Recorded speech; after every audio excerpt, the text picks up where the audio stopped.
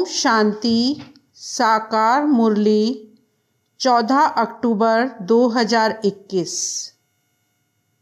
मीठे बच्चे, योग बल से विकारों रूपी रावण पर विजय प्राप्त कर सच्चा सच्चा दशहरा मनाओ। प्रश्न: रामायण और महाभारत का आपस में क्या कनेक्शन है? दशहरा किस बात को सिद्ध करता है?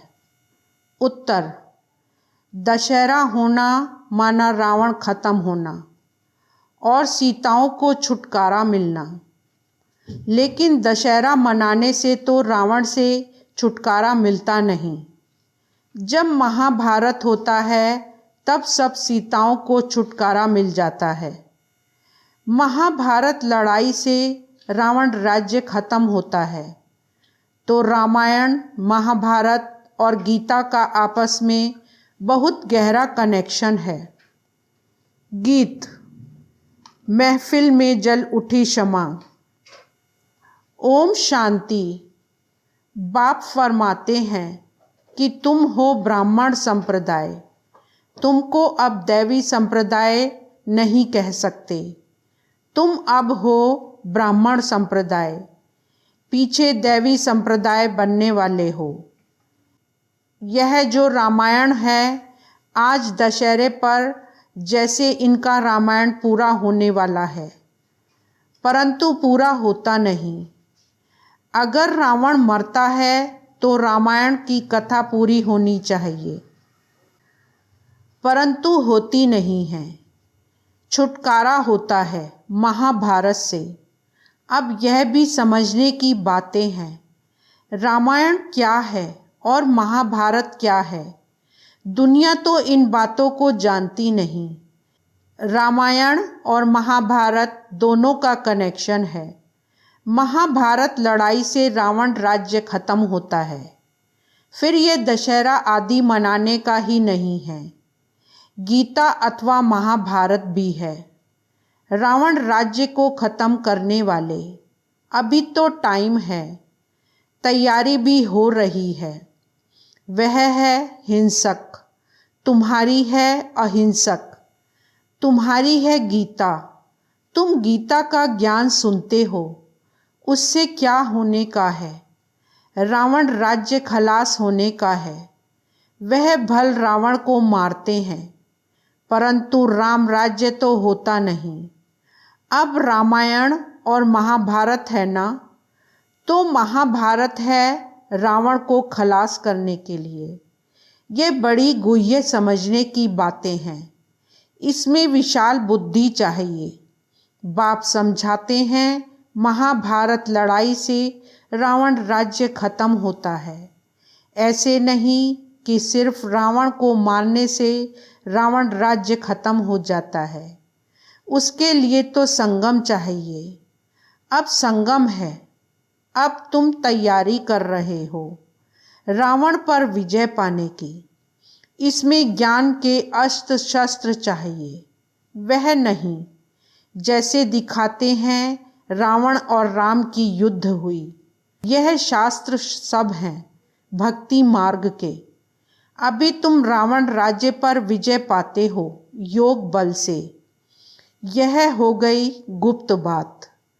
5 विकारों रूपी रावण पर तुम्हारी विजय होती है। किससे? गीता से। बाबा तुमको गीता सुना रहे हैं। भागवत तो है नहीं। भागवत में दिखाते हैं कृष्ण चरित्र। कृष्ण के चरित्र तो कुछ है नहीं। तुम जानते हो जब विनाश होगा, महाभारी लड़ाई लगेगी, उनसे ही रावण राज्य खत्म हो जाएगा। सीढ़ी में भी दिखाया गया है। जब से रावण राज्य शुरू हुआ है तब से भक्ति मार्ग हुआ है। ये तुम ही जानते हो। गीता का कनेक्शन महाभारत लड़ाई से है। तुम गीता सुनकर राज्य पाते हो और लड़ाई लगती है सफाई के लिए। बाकी भागवत में चरित्र आदि फालतू हैं। शिव पुराण में कुछ भी नहीं है। नहीं तो गीता का नाम होना चाहिए शिव पुराण। शिव बाबा बैठ ज्ञान देते हैं। सबसे ऊंची है गीता। गीता सब शास्त्रों से छोटी है और सब पुस्तक बड़े बनाए हैं। मनुष्यों की जीवन कहानी भी बहुत बड़ी बड़ी बनाई है। नेहरू ने शरीर छोड़ा, उनके कितने बड़े वॉल्यूम बनाते हैं। यह गीता शिव बाबा के वॉल्यूम्स की कितनी बड़ी होनी चाहिए, परंतु गीता कितनी छोटी है। क्योंकि बाप सुनाते ही एक बात है कि मुझे याद करो तो विकर्म विनाश होंगे और चक्र को समझो। बस इसलिए गीता छोटी बना दी है। यह ज्ञान है कंठ करने का। तुमको मालूम है गीता का लॉकेट बनाते हैं, उसमें छोटे अक्षर होते हैं।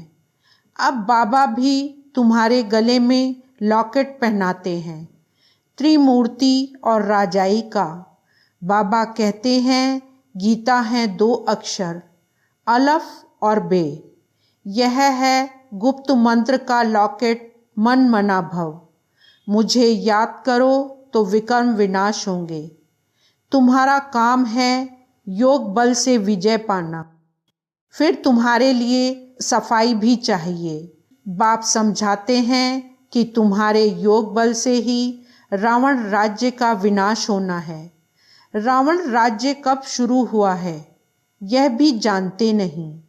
यह ज्ञान बड़ा सहज है, सेकंड की बात है ना।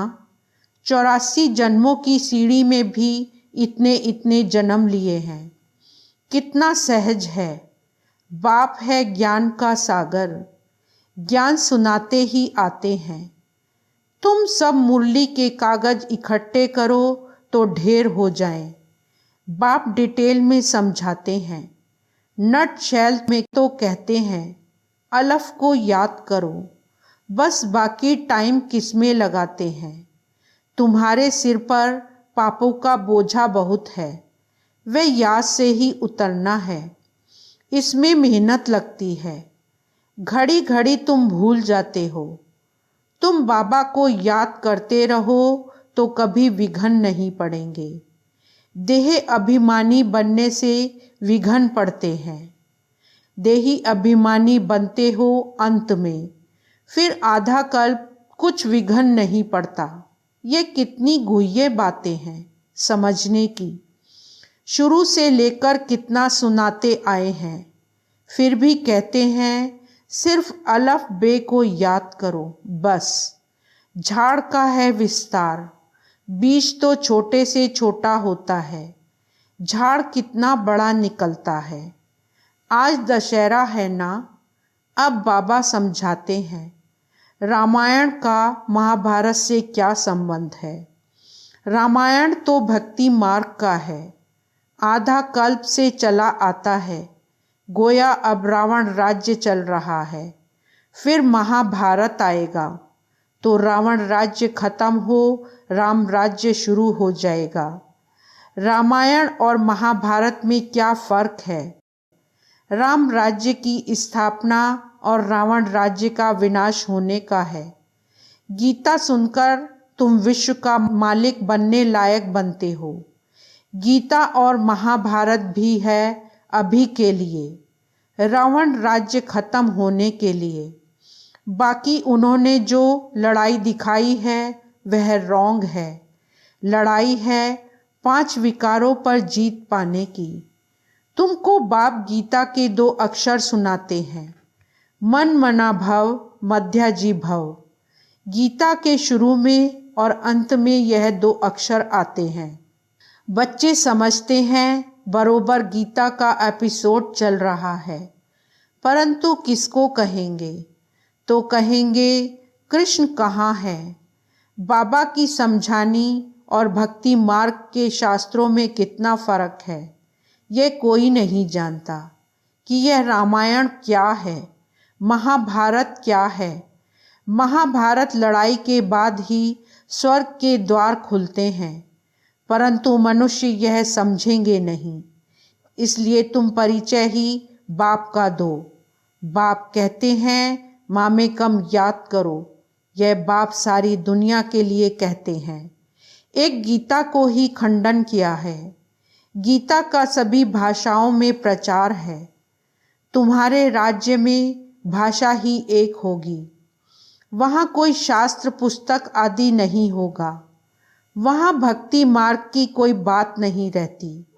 भारत का तल्लुक है ही रामायण, महाभारत और गीता से। भगवान तो बच्चों को गीता सुनाते हैं जिससे तुम स्वर्ग के मालिक बनते हो। महाभारत लड़ाई जरूर लगनी चाहिए जो पतित दुनिया खत्म हो जाए। गीता से तुम पावन बनते हो। पतित पावन भगवान आते ही अंत में हैं। कहते हैं काम महाशत्रु है, इस पर विजय पानी है। काम विकार से कभी हार नहीं खानी है, इनसे बहुत नुकसान होता है। विकारों के पिछाड़ी बड़े बड़े नामी ग्रामी मिनिस्टर्स आदि भी अपना नाम बदनाम करते हैं। काम के पिछाड़ी बहुत खराब होते हैं। इसलिए बाप समझाते हैं। बाबा के पास जवान जवान बच्चे आते हैं। ऐसे बहुत हैं जो ब्रह्मचर्य में रहते हैं। सारी आयु शादी नहीं करते हैं। फीमेल्स भी होती हैं। नन्स कब विकार में नहीं जाती, परंतु उससे कोई प्राप्ति है नहीं। यहाँ तो बात है पवित्र बन जन्म जन्मांतर स्वर्ग के मालिक बनने की। जन्म जन्मांतर के पापों का बोझा सिर पर है। वह जब कटे तब स्वर्ग में चले। यहाँ मनुष्य पाप करते रहते हैं। करके एक जन्म कोई सन्यासी बनते हैं। जन्म तो विकार से लेते हैं। रावण राज्य में विकार बिगर जन्म होता नहीं। पूछते हैं वहाँ जन्म कैसे होगा। योग बल किसको कहा जाता है, यह पूछने की दरकार नहीं है ही संपूर्ण निर्विकारी दुनिया। रावण राज्य ही नहीं तो प्रश्न उठ नहीं सकता। सब साक्षात्कार होंगे। जब बूढ़े होते हैं तो यह साक्षात्कार होता है कि जाकर बच्चा बनूंगा, माता के गर्भ में जाऊंगा। यह नहीं मालूम रहता कि फलाने घर जाऊंगा। सिर्फ अब छोटा बच्चा बनना है। मोर और डैल का मिसाल है। आँखों के आंसू से गर्भ होता है। पपीते के झाड़ में भी एक मेल एक फीमेल का झाड़ होता है। एक दो के बाजू में होने से फल देते हैं। यह भी वंडर है। जब जड़ चीज़ों में भी ऐसा है तो चैतन्य में सतयुग में क्या नहीं हो सकता है। यह सब डिटेल आगे चलकर समझ में आ जाएगा। मुख्य बात है तुम बाप को याद कर तमो प्रधान से सतो प्रधान बन वर्षा तो ले लो। फिर वहाँ की रस्म जो होगी सो देखेंगे। तुम योग बल से विश्व के मालिक बनते हो तो बच्चा क्यों नहीं पैदा हो सकता। ऐसे ऐसे प्रश्न बहुत पूछते हैं। फिर कोई बात में जवाब पूरा नहीं मिला तो गिर पड़ते। थोड़ी बात पर भी संशय आ जाता है। शास्त्रों में ऐसी कोई बातें हैं नहीं। शास्त्र है भक्ति मार्ग के। परम पिता परमात्मा आकर ब्राह्मण धर्म सूर्यवंशी चंद्रवंशी धर्म की स्थापना करते हैं। ब्राह्मण है संगम युगी। बाबा को संगम युग पर आना पड़ता है। पुकारते भी हैं हे पतित पावन आओ। उस तरफ वाले कहते हैं हे लिबरेटर दुख से लिबरेट करो। दुख देते कौन है यह भी उन्हों को मालूम नहीं। तुम जानते हो रावण राज्य खत्म होता है। तुमको बाबा राजयोग सिखलाते हैं। जब पढ़ाई पूरी होती है तब विनाश होता है जिसका नाम महाभारत रखा है। महाभारत में रावण राज्य खत्म होता है। दशहरे में एक रावण को खत्म करते हैं। वह है हद की बातें, यह है बेहद की बातें। यह सारी दुनिया खत्म हो जाएगी तो इतनी छोटी छोटी बच्चियां नॉलेज कितनी बड़ी ले रही हो। वह जिस्मानी नॉलेज जैसे घासलेट है। यह है सच्चा घी।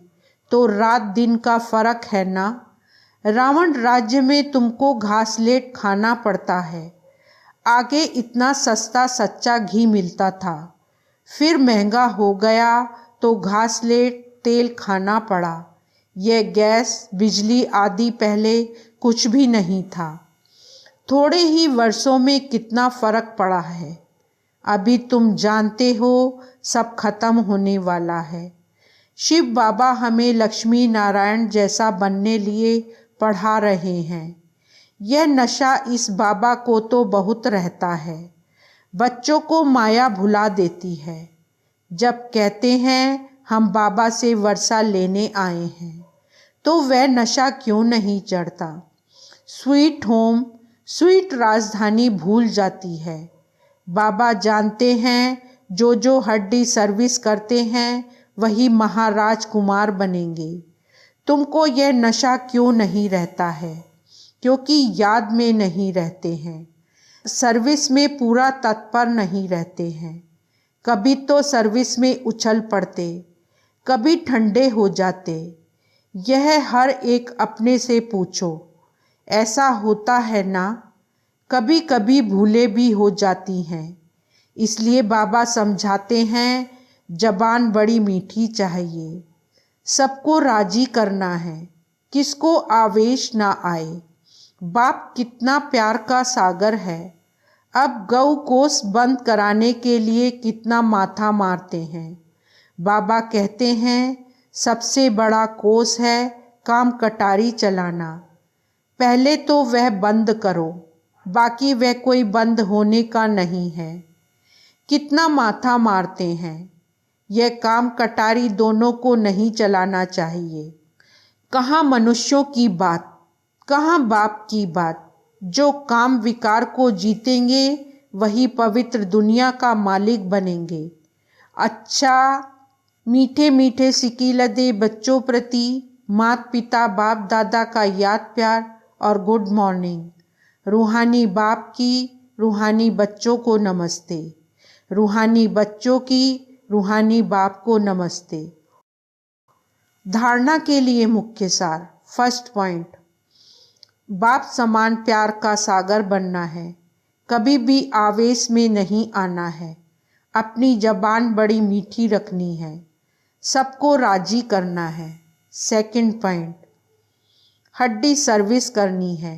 नशे में रहना है कि अब यह पुराना शरीर छोड़ जाकर प्रिंस प्रिंसेस बनेंगे। वरदान, सेवा की लगन द्वारा लौकिक को अलौकिक प्रवृत्ति में परिवर्तन करने वाले निरंतर सेवाधारी भव। सार, सेवाधारी का कर्तव्य है निरंतर सेवा में रहना, चाहे मनसा सेवा हो, चाहे वाचा व कर्मणा सेवा हो। सेवाधारी कभी भी सेवा को अपने से अलग नहीं समझते। जिनकी बुद्धि में सदा सेवा की लगन रहती है, उनकी लौकिक प्रवृत्ति बदलकर ईश्वरीय प्रवृत्ति हो जाती है। सेवाधारी घर को घर नहीं समझते, लेकिन सेवा स्थान समझकर चलते हैं। सेवाधारी का मुख्य गुण है त्याग। त्याग वृत्ति वाले प्रवृत्ति में तपस्वी मूर्त होकर रहते हैं, जिससे सेवा स्वतः होती है। स्लोगन, अपने संस्कारों को दिव्य बनाना है तो मन बुद्धि को बाप के आगे समर्पित कर दो। ओम शांति।